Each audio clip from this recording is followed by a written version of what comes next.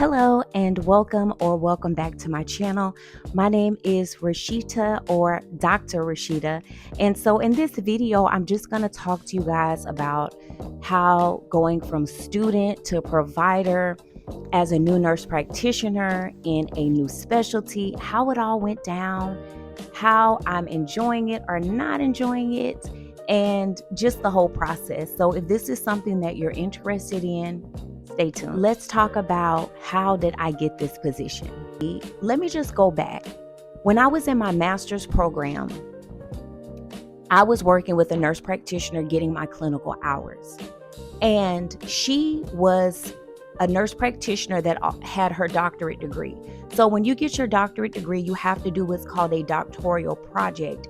And your doctoral project is a project in which usually people do the projects at their job, and you find something that basically is broken and you fix it and you help implement ways to make whatever that problem is better.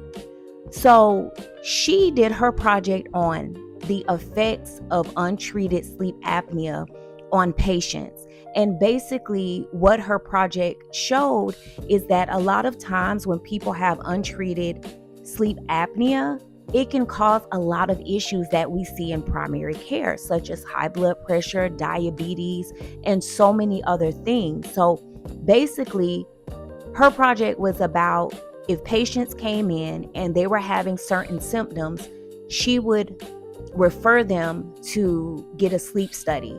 And if they did have sleep apnea, she emphasized the importance on treating it, because the things that they were coming in to see her for in primary care, maybe it could be well treated, more under control, or maybe even altogether stopped if they would just treat that sleep apnea.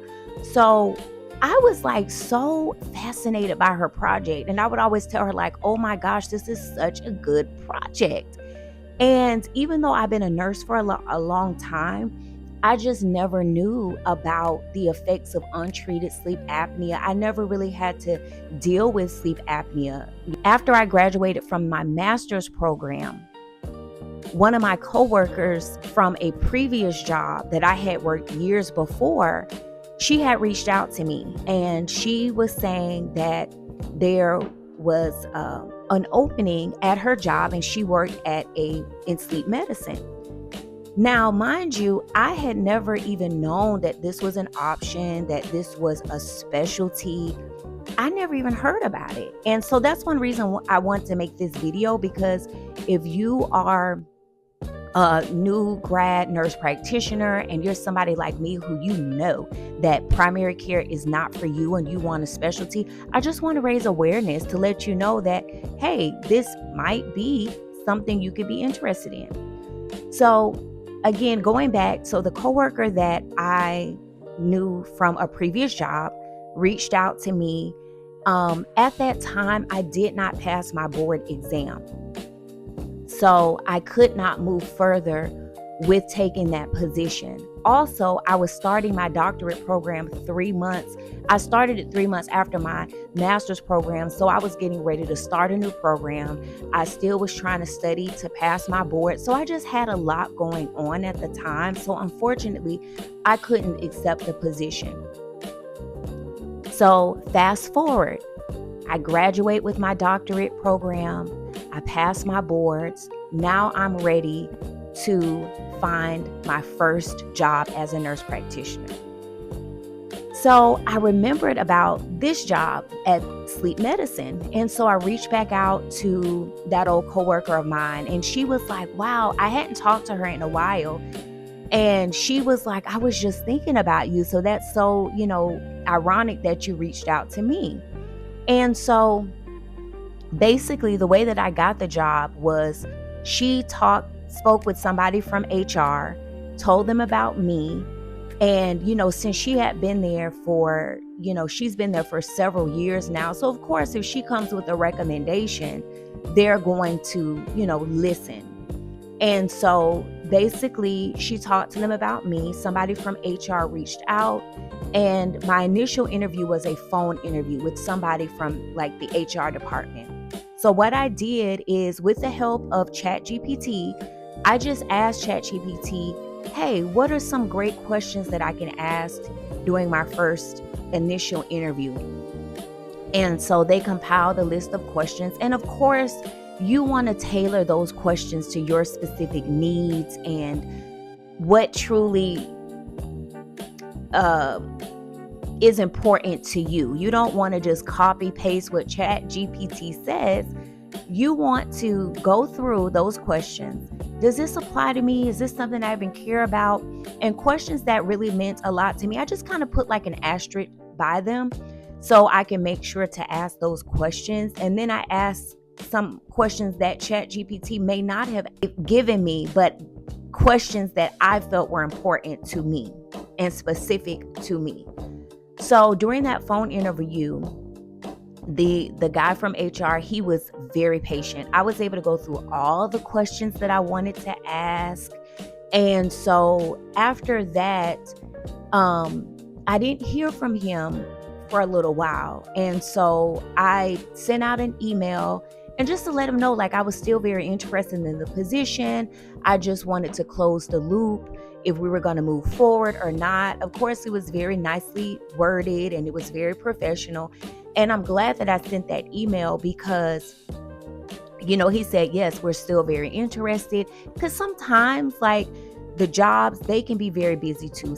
Sometimes people can just get missed, and it's not that they're trying to do it intentionally. Sometimes it's just a lot going on their end. So sometimes they need that little nudge, just reaching out like, hey, I'm still very interested. So I'm so glad that I sent that email. And so after that, I was asked to come in because two of the medical doctors that work there wanted to have a sit-down interview with me. And so again, the first step, I did a phone interview with HR. Then he spoke with the providers. He came back and gave me a date and time that they would like to meet with me, and just asked would that date and time work for me. I said yes.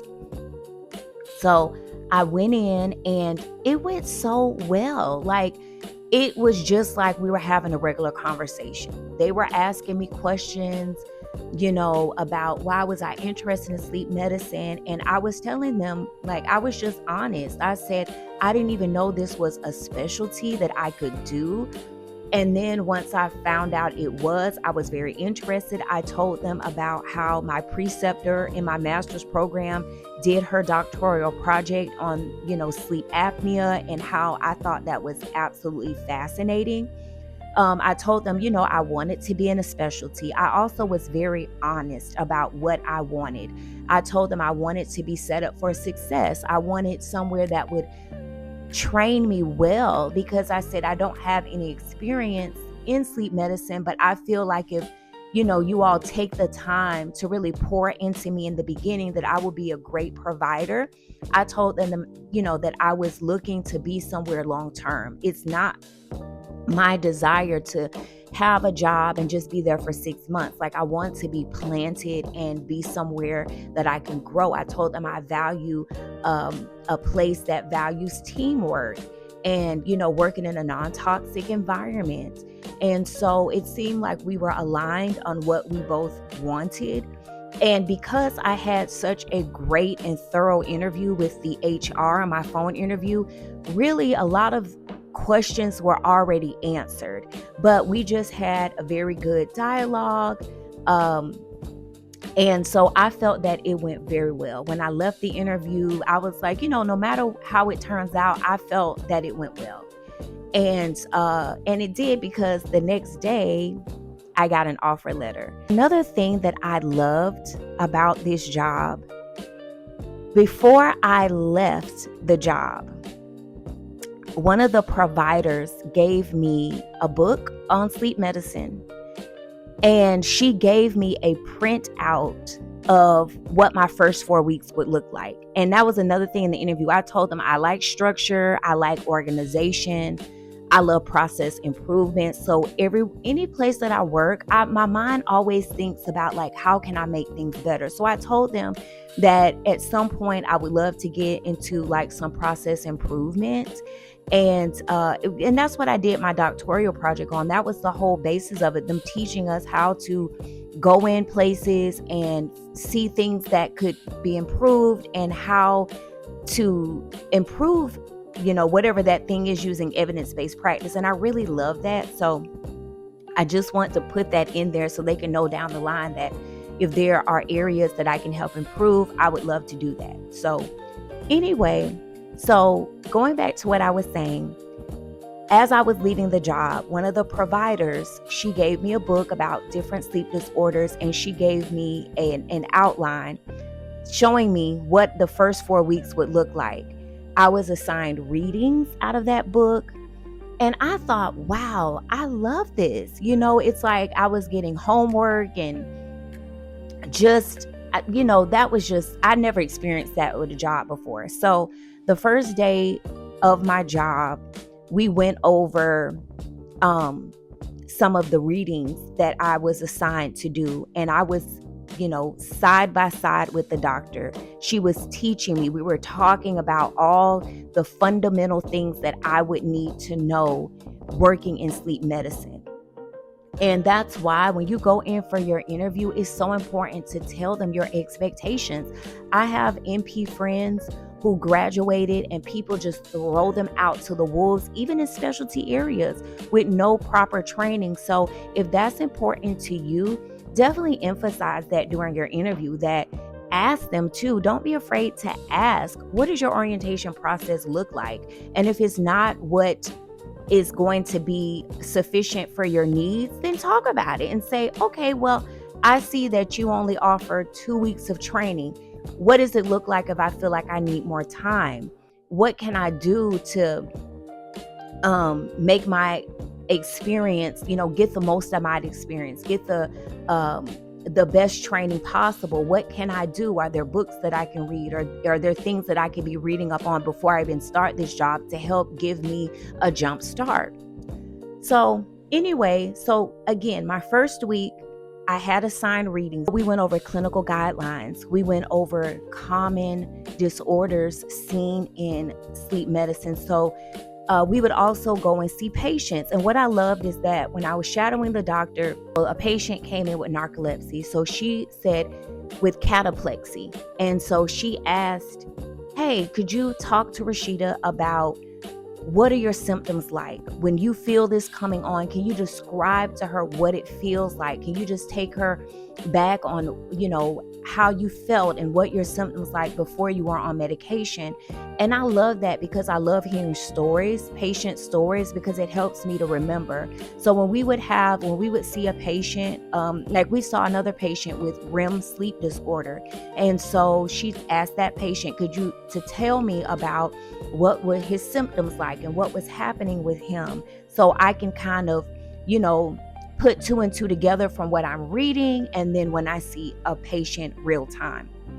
And so some of the things I learned in the first week, again, were about just some of the most common things that we will see and that I will be treating. I was taught how to read a compliance report. So if a patient comes in, there's a report that they can print showing what their compliance was like using their PAP machine, whether it's a CPAP, BiPAP, or another type of device. And it'll show on average, were they using the machine greater than 4 hours?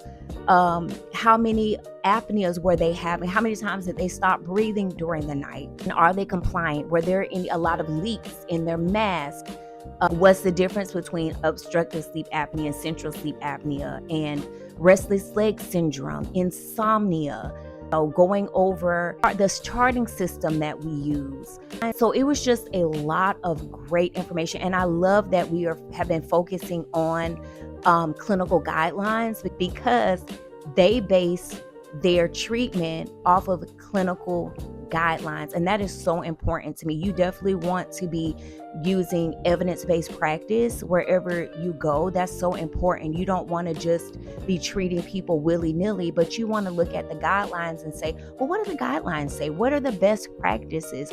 What does research say about this treatment, and what's the golden standard for this treatment for this type of a patient? We also talked about sleep studies and reviewed kind of like how to read sleep studies. It's just so much. I'm trying to remember everything that we went over because it was really like jam-packed with a lot of great information. Like I said, every night I went home with homework. 2 of the days, Thursday and Friday, the provider that I have been working with, she works from home. So I was with another nurse practitioner, and that was great because I was just able to see a lot of patients. I was able to see like day to day what kind of patients I could expect to see. So at my particular clinic, the max patients that we see is 14, which I love. The charting system they use is not too bad. It's not a ton of charting. And so I felt like this is a good fit for me because some people love very hustly, bustly jobs like primary care where you don't have a moment to breathe. But again, I knew for me, I wanted a specialty. I wanted something that was a little slower paced. I definitely love routine. And so in sleep medicine, you're going to be seeing the same kind of patients. And I like that.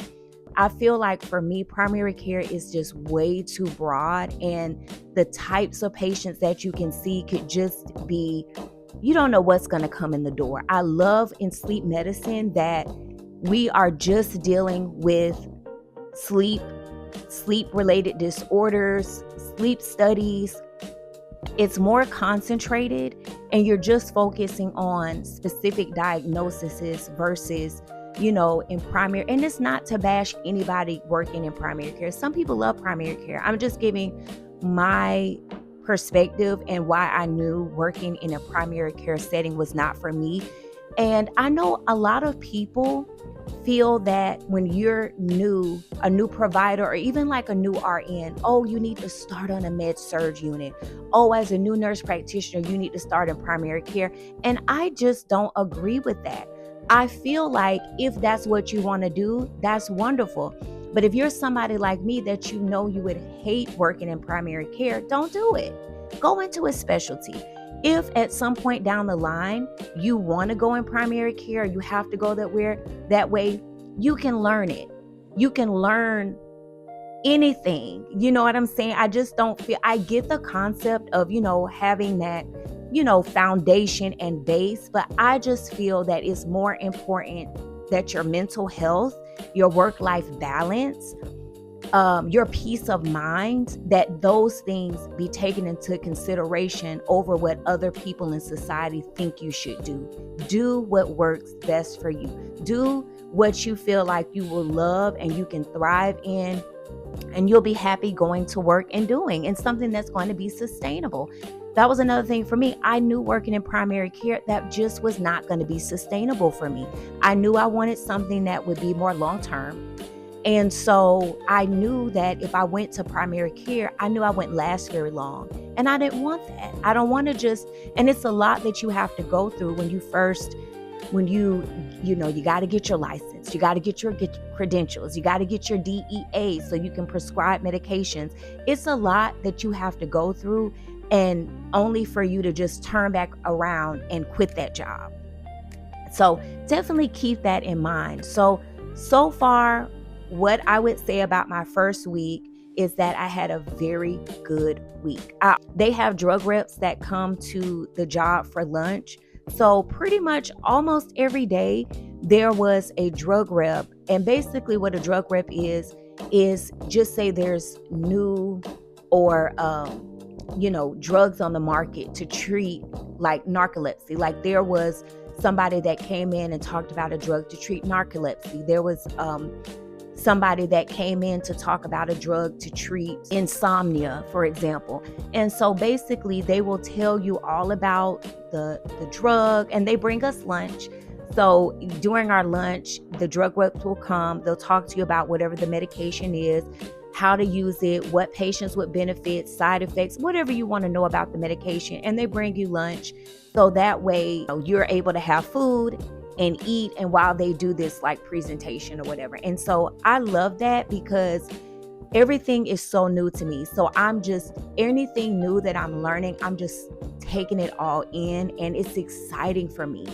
That's another reason why I would recommend a specialty. I think with primary care, I've seen these same disorders my whole nursing career. You hear about hypertension, you hear about diabetes, you hear about high cholesterol. And after a while, after you've been doing this like your whole career, it's just not, to me, it just wasn't as exciting.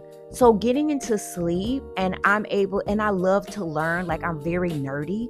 So being able to be in a specialty, and it's like a new world, and I love it. I love that, hearing things for the first time, hearing about these medications for the first time, and how, these disorders, I love it. And so, like I said, for anybody out there, it might not be sleep that you're interested in, but just be open, apply to specialties, even if it's places that say we prefer you to have experience, just apply anyway. You never know.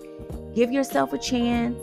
Don't feel like you have to go to primary care if that's not what you want to do. Don't let people bully you into doing what they would want to do, or what they think you should do, or how they think you should do it.